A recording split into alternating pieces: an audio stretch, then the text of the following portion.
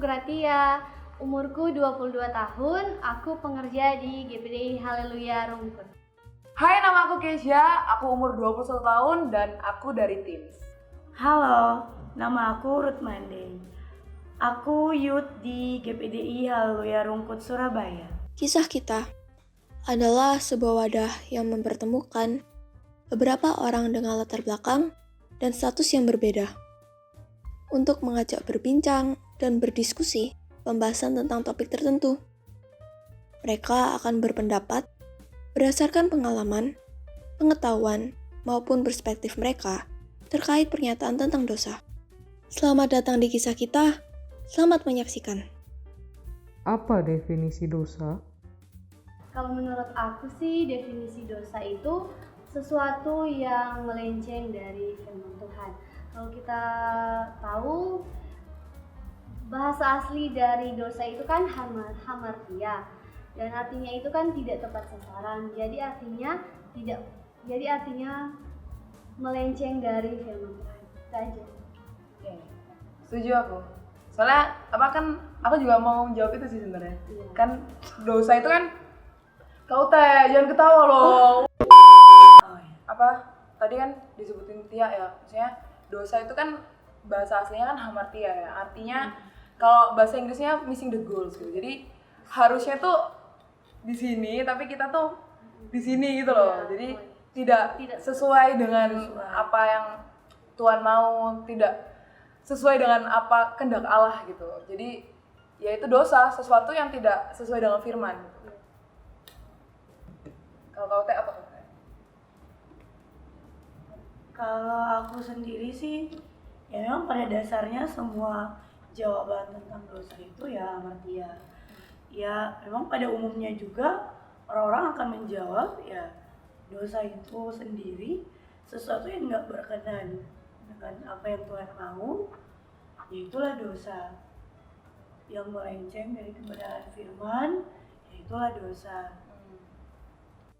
Apa sih struggle kalian dalam menghadapi dosa? Kalau aku pribadi sangat struggle ya, karena kan maksudnya kita masih hidup dalam dunia yang sudah jatuh dalam dosa, kita masih hidup dalam daging yang nafsu daging ini tuh kayak susah dikendalikan sebenarnya. Jadi sebenarnya kalau dibilang struggle, saya sangat struggle. Jadi apa ya, kayak contohnya aja masih emosian gitu sama orang tua, sama kokoku, sama teman-teman mungkin. Itu sih maksudnya hal simple yang sering terjadi sehari-hari gitu. Jadi tuh termasuk struggle banget buat aku dosa ini. Kalau Kak Ute, gimana? Kalau kau sendiri sesuatu hal yang susah untuk beradaptasi dengan teman-teman sekitar sebenarnya. Jadi sebenarnya kalau untuk mau melakukan hal-hal dosa yang ekstrim sih itu enggak. Tapi struggle-nya itu tuh di saat kayak mau menyesuaikan pikiran, perasaan dengan teman-teman sekitar itu tuh sangat susah, sangat sulit. Nah, akhirnya dengan hal itu tuh buat kayak kita jadi berpikiran, dia tuh ngomongin apa sih? Dia itu tuh kayak berpikiran yang enggak kali ya. Karena untuk mau menyesuaikan dengan apa yang kita pikirkan, apa yang kita rasakan, itulah struggle yang sebenarnya. Kalau hal-hal yang dosa yang ekstrim sih enggak, cuman lebih kepada pikiran yang suka overthinking. Overthinking. Ini dia lagi mikir baper, bisa baperan. Ini dia lagi ngomongin apa, mikirin apa tentang aku gitu. Itu sih. Kalau dari aku sih, struggle aku dalam menghadapi dosa itu kadang sih dari diri aku sendiri, karena kadang sih aku itu masih suka marah-marah, kadang marah-marah nggak jelas, masih suka emosian, dan itu yang membuat saya kesulitan gitu. Ya, itu aja. Oke. Jadi intinya kita semua masih struggle sama dosa ini. Gitu. Emosian ya. Oke, iya. Kamu. Iya sama, aku juga emosian. Overthinking. Iya, overthinking juga sih. Hampir sebenarnya sama. Baperan, nah kalau baperan bertiga-tiganya ya. Kok bisa? Apakah kalian pernah diajarkan untuk berdosa? Diajarkan pernah berbuat dosa. Ya, aku pernah diajarin berbuat dosa. Jadi diajarin untuk berbohong. Jangan bilang-bilang ya kalau orang tua kalau aku tuh ngambil ini, ngambil uang gitu. Terus jangan bilang-bilang ya sama yang lain kalau aku itu tuh ngambil makanan dia, ya itu pernah. Tapi itu sih sebenarnya dulu ya, kalau masa lalu. Cuma kalau untuk sekarang ini, untuk diajarkan berbuat dosa, ya kalau aku pribadi, ya kalau karena udah tahu itu dosa, yang dia akan diiyain. Mau berapapun harga yang harus dibayar, berapapun harga, nanti aku kasih uang supaya apa? Untuk kamu lakuin ini.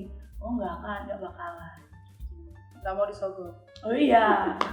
Kalau Iya, dulu bagus. pernah. Oh, mau dulu Iya. Menurut aku sih sebenarnya untuk berbuat dosa itu sih sebenarnya tidak perlu diajarkan, karena kan anak kecil saja udah bisa berbuat dosa. Kan contohnya mereka bisa berbohong sama orang tua mereka, itu tidak perlu diajarkan kepada anak-anak kecil, tapi mereka bisa berbohong. Jadi tapi kadang sih kita masih ada sih, memang karena kita manusia, ada banyak sih orang-orang sekitar kita yang seringkali mengajarkan kita untuk berbuat dosa. Tapi sebenarnya untuk berbuat dosa itu tidak perlu diajarkan, karena pada dasarnya kan dosa itu memang sudah ada, jadi tidak perlu diajarkan lagi. Itu sih tergantung dari diri kita. Tapi kalau pengalaman diajarin dosa itu pernah nggak sih? Pernah sih, kayak sama yang dibilang Kak Ruth itu. Kadang diajarkan berdosa untuk berbohong, ada yang diajarkan berbohong dalam hal positif, hal negatif juga ada sih.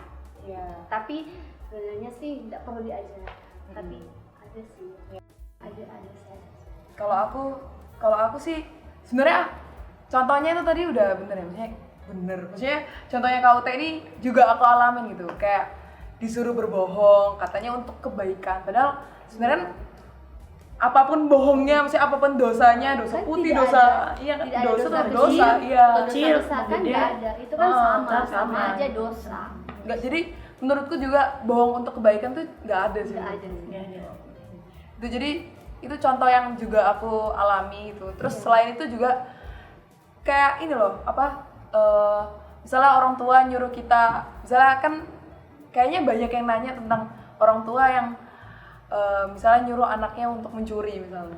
Terus kadang kita tuh kan mau ngikutin orang tua tapi kita tahu itu dosa. Tapi kalau misalnya kita nggak ikut, kita memberontak orang tua gitu loh. Jadi kan mau nggak mau ya udahlah, supaya nggak berontak dengan orang tua, akhirnya kita ikutin orang tua. Padahal itu kita tahu kalau itu dosa. Gitu. Jadi banyak aku temui kayak gitu sih, maksudnya secara tidak langsung itu mengajari kita untuk berdosa gitu. Karena gini juga, karena mereka nggak mau ngikut ya, mereka orang tua kita. Iya, Jadi betul. mau nggak mau ya walaupun itu dosa ya mereka orang tua kita. Makanya jadi kayak dilema itu ya, Iya, serba dilema. salah kayak Nggak salah. tuh. Apakah kalian tahu apa konsekuensi dosa?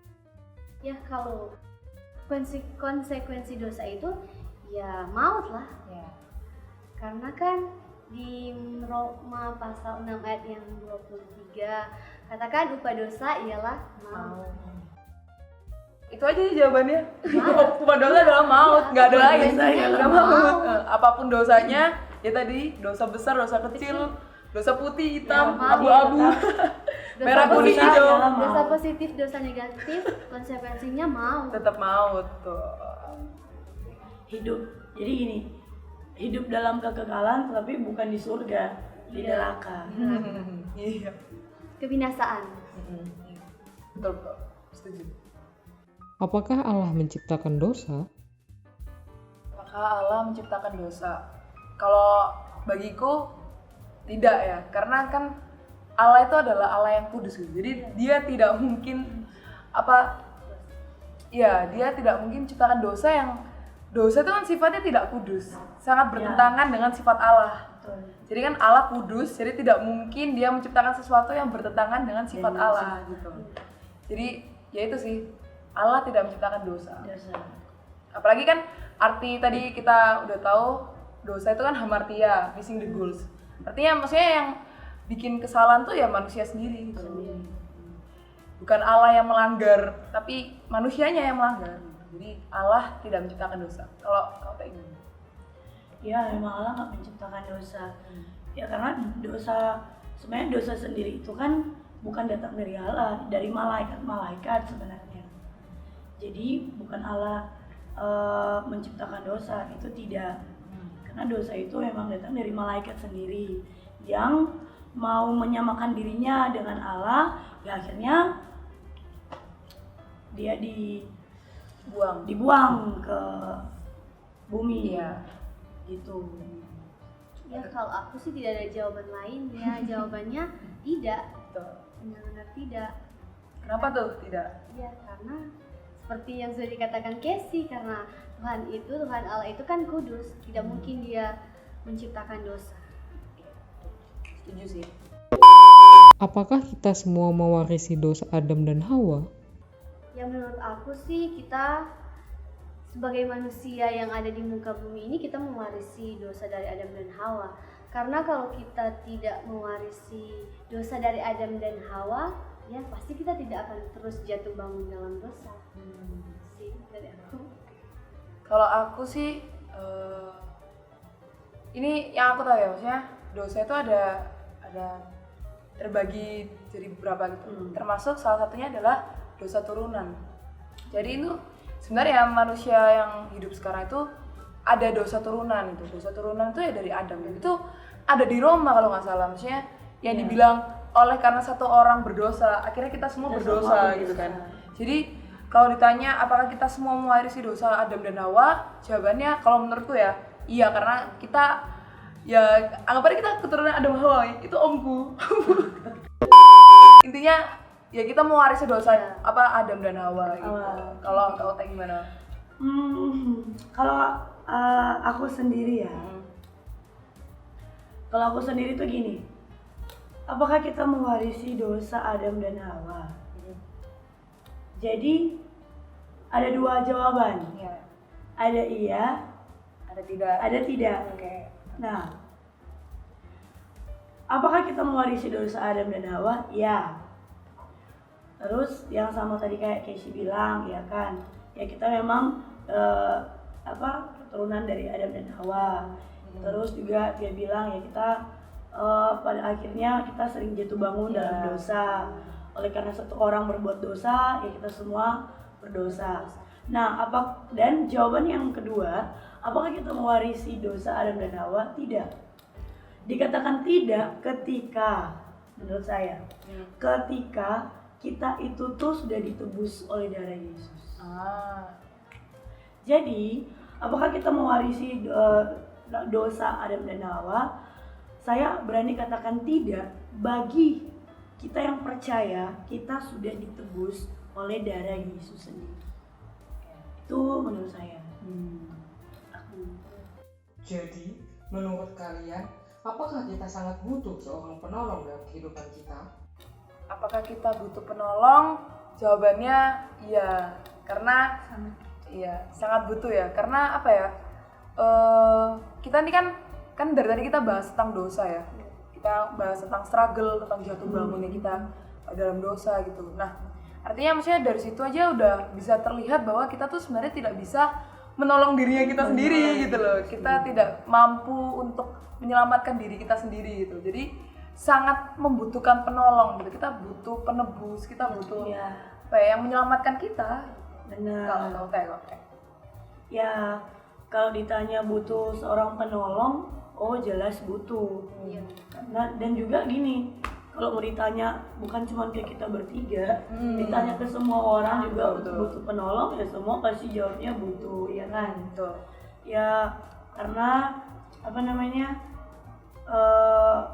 sedangkan di dalam pelajaran aja kita ini manusia makhluk sosial yang tidak bisa hidup sendiri, harus butuh bantuan orang lain.